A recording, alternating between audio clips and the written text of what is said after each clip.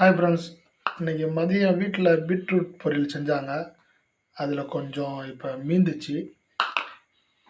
இன்றைக்கி நைட்டு தோசை. இப்போ மீதம் உள்ள இதில் இன்றைக்கி பீட்ரூட் தோசை போட போகிறோம்.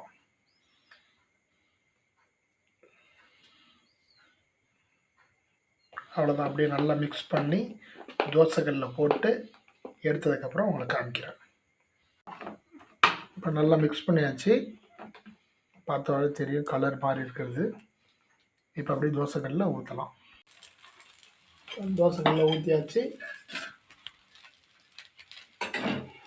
நல்லா முருவட்டும். அது கொஞ்சம் எண்ணெய் ஊற்றிக்கிங்க.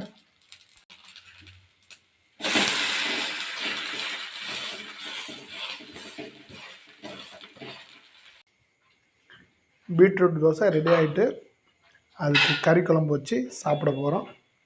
யார் வீட்டில் நைட்டு என்ன டிஃபன் கமெண்ட் பண்ணுங்கள். பிடிச்சிருந்தால் லைக் பண்ணுங்கள். தேங்க்யூ.